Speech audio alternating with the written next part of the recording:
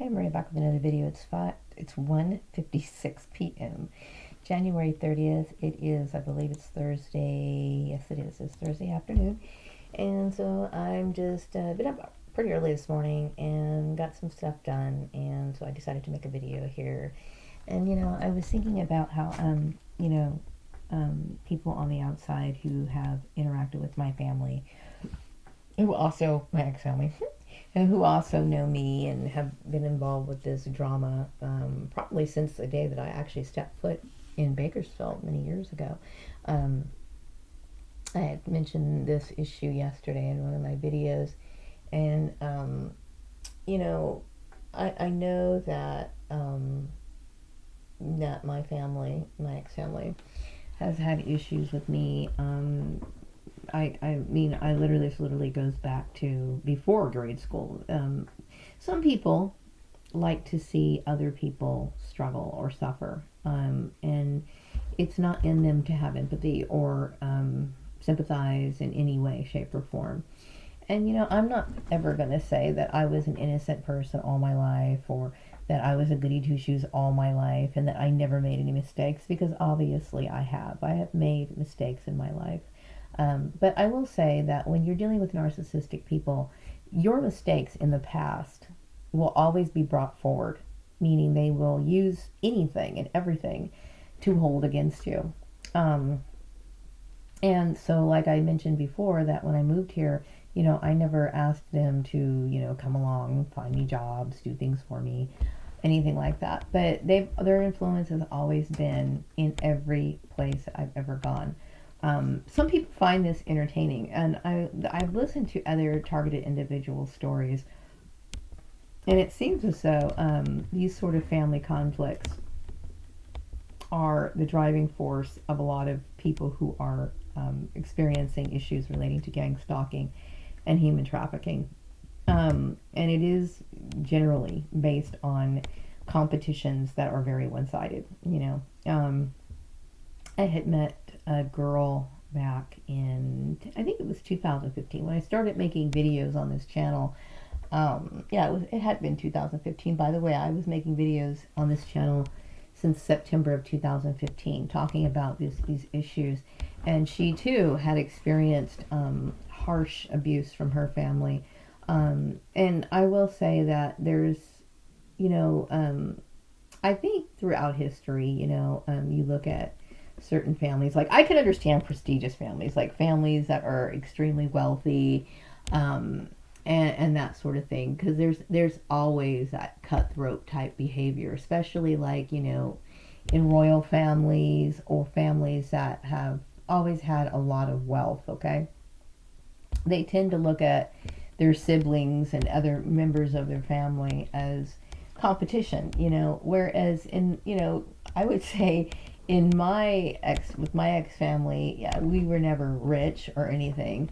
And also, I would also like to say that, when I came here to this town to make a living, my goals were, I would say, pretty basic. I just wanted to, I was interested in working in accounting, and that's what I did. And I figured I had stayed with my first accounting job for about 3 years, and I felt as though that was a stable enough job history where I had gained a lot of experience. Like I didn't start really actively working with payroll and dealing with payroll taxes, I would say, until like 10 years ago. But back in 1997, I did enter payroll, stuff like that. So enter payroll, meaning like enter it into the system, not necessarily working with the taxes and stuff. So I felt as though I had a pretty good working knowledge of accounting at that time. So I felt as though, 3-year job history, when you read any sort of leaflets, professional magazines, or whatever, you talk about, your work history, how long you should be staying there, and then you build up from there. So I figured, okay, this is what I'm going to do, and so I came out here, right? I never expected my family to tag along. And, when you deal with, what do you call it? Domestic stalking. This is what it is. It's people who are related to you. Sometimes it's a spouse. Sometimes it's a sibling. Any sort of family member who come into your workplace and start creating harassment issues. But I didn't realize that they were behind it for many years, okay? But now it makes sense, okay? Because, you start looking back and you put things together. And so, some people, they don't understand narcissistic behavior, or they think that somehow you can make people change or have people see things your way, and that you can sort of, blend, get back together with these people. Because some people feel when you are dealing with being a target individual, you are isolated, okay? You're isolated, meaning when like right now I'm not working, right? So I would say work life is the biggest part of an adult life, okay? Because you spend 8 hours there, then you come home, sometimes longer than that, then you come home, and then whatever. And so when you're not working, or if in my case where I was working but I was working in isolation, you're basically away from humans, other people interacting, which is extremely damaging to a person, okay? Is damaging mentally on several levels, emotionally, every way you can think of, okay? Because even though you don't have to have best friends at work, you still need human interaction, okay? That's a part of what people need in order to survive. It provides people a certain sense of stability and normalcy, okay? Um, so, when I think of some of the things that have happened to me in my past, I feel as though I'm right to and justified in not forgiving them. And when I say not forgiving, that doesn't mean that I'm going to retaliate against them. It doesn't mean I'm going to call their employers and try to do the same thing, anything like that. But, I sometimes when you deal with extreme abuse, and I will consider this extreme abuse when I think of the time that these people have treated me in such an insensitive manner, making me lose important opportunities and milestones that most people take for granted in their life, okay? Um, I believe that I'm right, and I don't have to second guess it. But when you're dealing with, when it becomes a public issue, some people will think, well, it's not that big of a deal. And plus, you're dealing with people who may have had a relationship with my ex family. And so they're going to see things on a one sided view. They're going to think about, how I had a child out of wedlock and how I did all these things when I was so many years ago that are completely irrelevant and invalid. But like I said, when you're dealing with gang stalking, human trafficking, handlers, if you will, these people use things that you did many years ago against you, okay? Which, I feel as though, all the things that I did in my life, I look back and I am very self-correcting. Like when I think about things that I did in my life, I realize that they were wrong. And so I try to pick up and move on and not make the same mistakes. But when you're dealing with this sort of behavior, these people feel like they always want to correct you. Even before you do something, they want to correct you. And their behavior is never going to change. If you go to like maybe a psychologist or something, or a counselor, for example, a woman might deal with a narcissistic spouse or some sort of relationship. They'll go to counseling and they will understand that it's not their fault, and they would probably be discouraged to back away from that relationship, because these sort of people are very toxic. Even when they try to so-called make things right, they still do so in an abusive manner. In a good example of that would be the last comment that my ex-brother made on my YouTube channel, basically pointing the finger at me, saying, well, the time that you've been crying about your job and whatever, you could have been out working, looking for work, knowing that these people were the ones who put the situation in place, you see. So, there comes a time where you have to say, hey, you know what, I want to sever ties with you, and I mean, I've already made this very clear from very beginning that this is what my desire was. I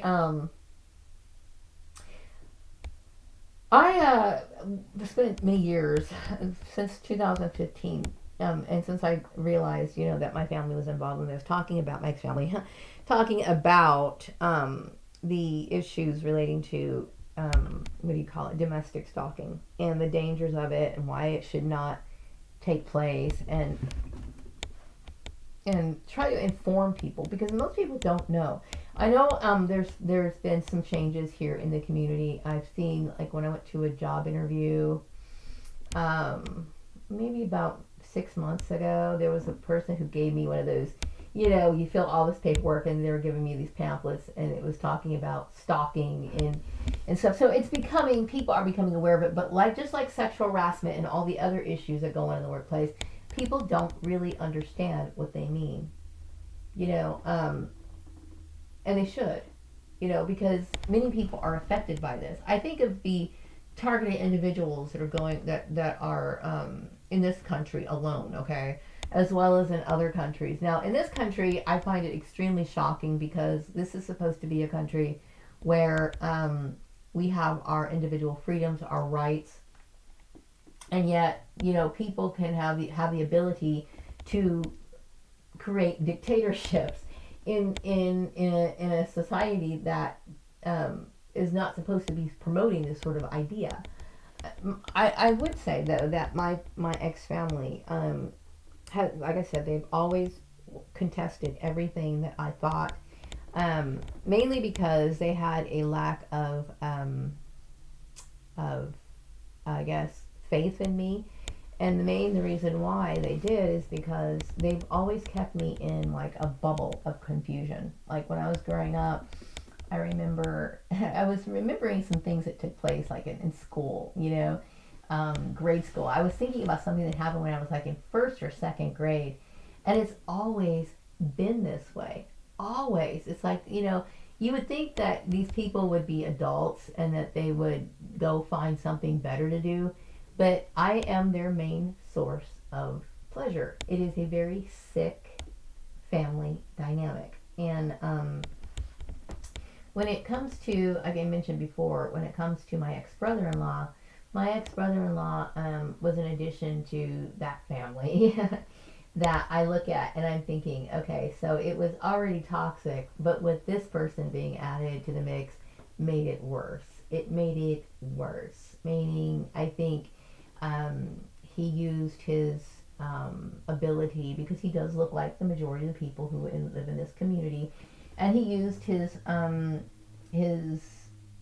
who he is to take control of a situation. And I don't even really interact with my ex-brother-in-law. I never really have. And it wasn't because I was snubbing him or whatever. It was just because I figured they were over in Montrose and I was living here, and I was trying to take care of my life here.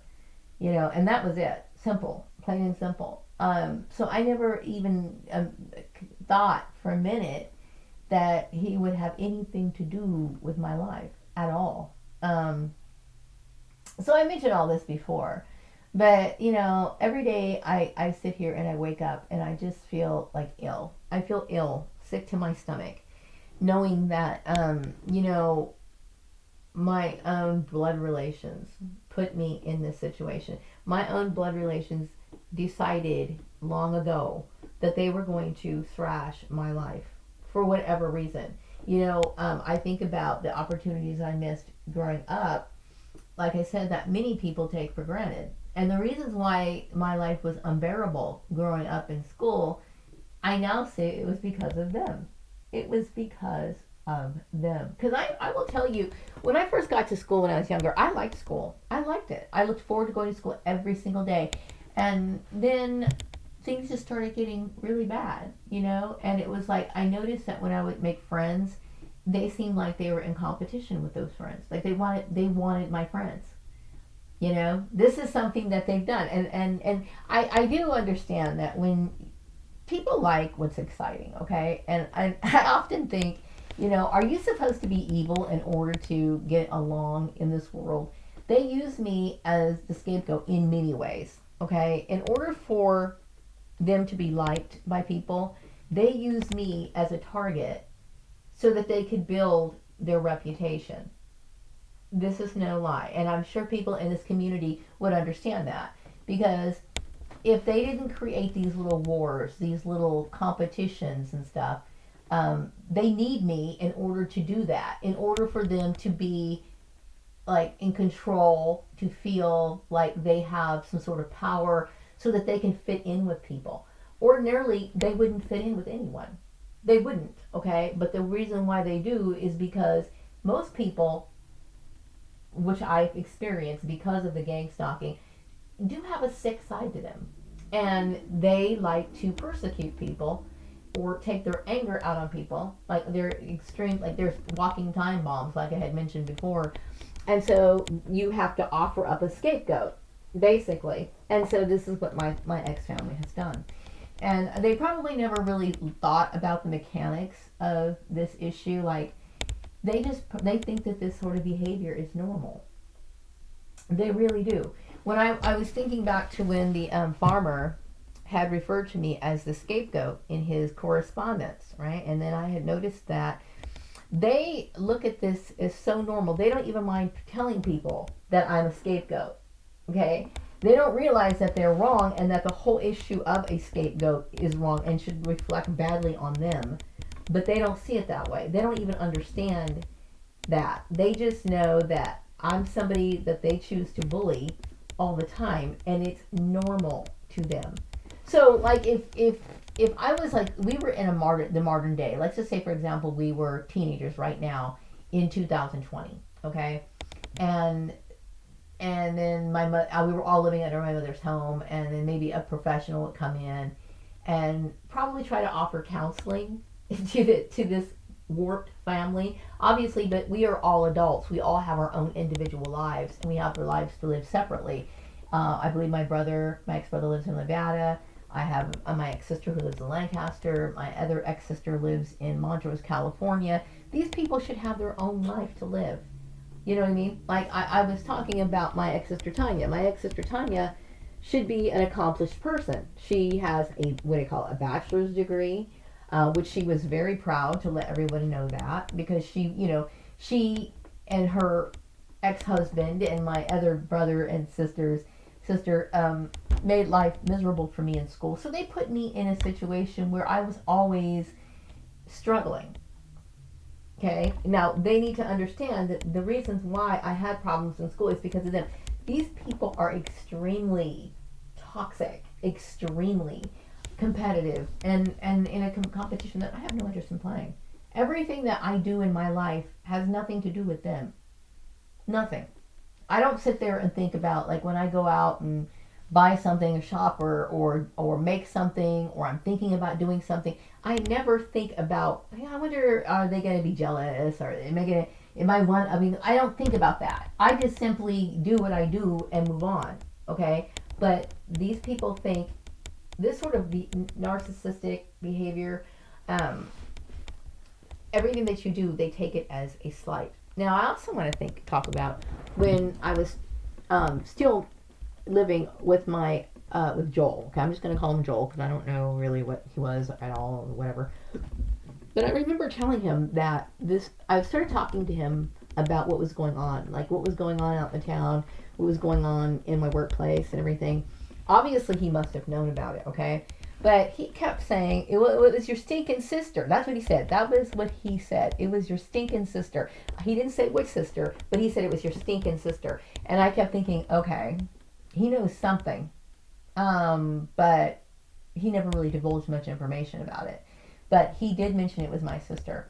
And he said, they probably took it as a slight. I said, took what as a slight? I said, after I went from the farmer's place and kept going to different places, this issue was continually happening. Like the arguments would start for no apparent reason and so on. And he kept saying that it was my sister. I believe it was probably both of my ex-sisters, okay? But he did bring up the point that they took me leaving the farmer's place, which leaving the farmer's place after all of that was going on in my workplace, as a slight.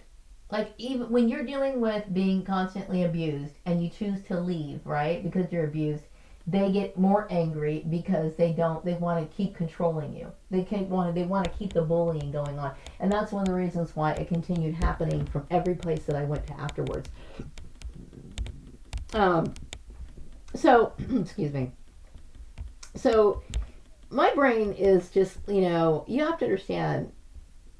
I deal with so much that goes on in my mind because of these issues. I do believe that they do take everything that I do as a slight. They take it personally, whereas they shouldn't.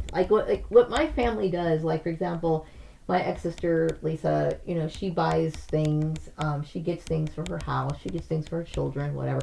I don't sit there and think about what she does. I don't. I don't think about it. But she seems to think that she needs to know what I'm doing. You know. I don't think about what she does. And it wasn't in the past, before I really put the dots together. It wasn't because I was, shrugging her off or I didn't care. It's just that I realized she's an adult. She does what she does, and I do what I do. And I was always respectful of that. I do remember mentioning when I was working in Chatsworth, and I had quite a bit of money, okay, at that time. And I remember, I believe that my ex-brother-in-law at the time, her husband Jeff, was out of work, and I was feeling really happy about, starting over, getting myself together, and so I wanted to take her and my son, my niece, and my son out shopping, okay, and I also wanted to help them out, and I remember offering them some money, and I remember them getting angry about it, and then I remember telling Joel about it. As I was starting to put all this together, he said, well, some people take offense to that. And I didn't understand it. It's like they felt this competition, this jealousy towards me because I was doing well for myself. And I didn't understand that. I really did not understand that because and at the time, I didn't get it. Like, I didn't get why they had that look on their face. I really didn't. I really didn't understand it, but now I do understand it. And every day I wake up with this sick feeling in my stomach. Like, I literally hate getting out of bed because I'm dealing with this reality that these people created, that these people thought it was okay to create. I know that people, and I don't like to change people's viewpoints or try to tell them how to see things. But when I think about these people, who have the most incorrect behavior, it is disturbing, and I will never ever say that I was I've always been a good person. I've never made any mistakes. I will never say that. I will never say that. I know I've made mistakes in my life. I know that I have, and like I said, I've had to correct them. I'm almost at a point where I don't make a bunch of mistakes now because there's no reason for me to, because I basically just sit here all day. There's no opportunity to do anything like that.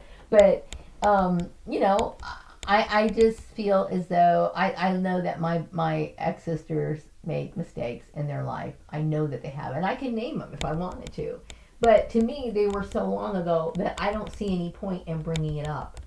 One of the biggest issues when you're dealing with gang stalking is it's a takedown. They want to take you down and take you out. That's their main goal of it, to squash you basically.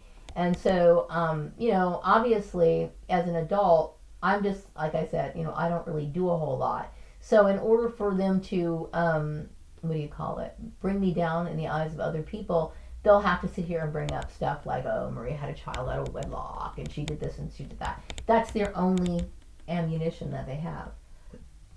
I will say that they've never done anything that has been positive for me. Like, for example, if they gave me the job at the farmer's place, they made it a nightmare because I worked my ass off. I can't tell you how much I worked my ass off at that job. And to find out that these people just completely bulldozed everything, I would never get credit for my work. I mean, I worked hard at that job. I really did. Sometimes staying longer than I had to, sometimes coming in earlier than I had to, not being asked to do it, but I really felt as though it was important for me to build my reputation as a good worker.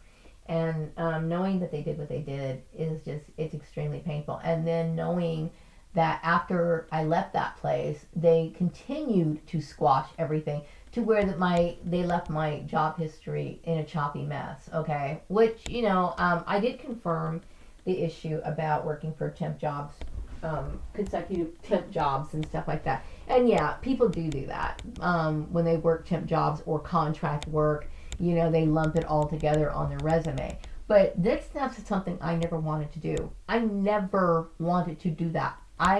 When I first got my first accounting job, I stayed there for about 3.5 years. Okay, and that was my goal, was to stay either that length or longer, and preferably stay there till I retire. I think most people want that sort of stability. I do know that nowadays things aren't as stable as they used to be. Like, for example, my dad worked at his job for over 20 something years, I believe, maybe 17 years. I think he got sick or whatever, but he would have stayed there longer had he not gotten sick. And most people want to work till they retire. That's what they want to do, okay? And I know things are different now, okay? Because companies go belly up. Things are different now. People, it's almost the norm to stay at a job for about 2 years. That's pretty much the norm, okay? Whether people are downsizing or people just become dissatisfied and move on to something else. 2 years is actually the norm, okay? But still, my goal was to always have a long job history, a long, consistent job history. And that was important to me because I always knew that I had to have a good reputation in order to do that. Now, when I was working over at a few of the places, when I realized that I was a target and I realized that something sick was going on, there were days where I really felt sick. I mean, I was having, I was like breaking down. No, I didn't have a nervous breakdown, but you break down in a sense where you can't function. Like, you're just not, you're sick. Like, how is it that somebody could gain control over somebody else's life like this and turn it upside down to the point of where they've done this? How is it that somebody could have the power to manipulate somebody's employment? And then just all of it. And then the persecution that I dealt with, to me, which was unwarranted. And then bringing the religion thing into it, every single last bit of it, was inappropriate and extremely abusive to me. So you have to ask yourself, okay, if somebody did this to you, if you were abused since childhood, okay, if somebody made you miss major things, major events in your life, whereas everyone else has experienced things in their life that you should have been entitled to. Now, mind you, I can't really say that I care about the prom, but most people went to the prom. I didn't go to the prom, okay? I doubt I'd miss the opportunity because most people, it's just like any other dance, okay? But still, I didn't get to do that. I didn't have that opportunity, okay? Whereas other people have. Certain things that other people got to do in their life, I didn't have the opportunity to do those things because they always made it a sick environment, okay? I also remember, I believe, I don't know why, but these little demons, right? I call them demons because things that people have said to me seem to be coming from certain members of my ex-family, and it kind of, the things that they say, I kept thinking, okay, this must be this person who's put this bug in this person's ear to say this sort of thing. I remember there was I think it was called Love's Truck Stop, okay? I applied for a retail job at Love's Truck Stop because, like I said, I was becoming more, and now I'm just like open to doing whatever I can find. And I look at certain ads and I'm thinking, okay, I can do that. And then I try to visualize myself on doing it. It's like, can I deal with it? I'm like, yeah, I can deal with it. So I applied at a place called Love's Truck Stop, right? So I believe this person's name was Charles, right? And he started saying, well, you don't stay at a place long enough you don't even stick it out long enough. And I kept thinking, these people make it impossible for you to stick it out long enough. They expect you to put up with just unmentionable abuse. You know what I mean? They want to create toxic environments to where it's impossible Like over the Farmer's Place, for example. The Farmer's Place became absolutely ridiculous. Like I can't even tell you how ridiculous it was and how sick the environment got. And I had made numerous attempts to rectify the situation with the owner of the company. But I was always like met with scorn and like it was all my fault and whatever. And it wasn't my fault. It wasn't my fault. And this is long before I started wearing, any fake hair or whatever. This is long before. Like I said, this goes back to grade school. Everything that I have done in my past, they have had an issue with it. So ask yourself, if you dealt with this all your life, right? All your life. Unnecessary bullying, unwarranted bullying, uninvited bullying, okay? Living your life, minding your own business, and then somebody comes in your life and starts influencing other people to treat you like shit everywhere you go. Would you forgive them? Now, I believe that we should forgive to a certain degree. We shouldn't hold grudges to the point of where it makes us ill. Now, I am sick, I will tell you that, but not sick because of the grudge that I'm dealing with. I'm dealing with extreme anxiety. Like, I have bills to pay. I got bills to pay. I have to be able to, take care of myself, okay? My anger is not really directed towards them to where I want revenge. If something happened to them, would I care? I'm going to say probably not. Probably not. I would be relieved, actually, because it'd be like, you know what, good, because I don't have to worry about these people hurting me anymore. Because year after year after year after year, they've just literally destroyed everything in my life. And that I would be relieved, to be honest with you. But am I going to take it upon myself to do it? No, I'm not. But forgive and forget. It's like, I feel like I need to forget these people, and that's what I've chosen to do.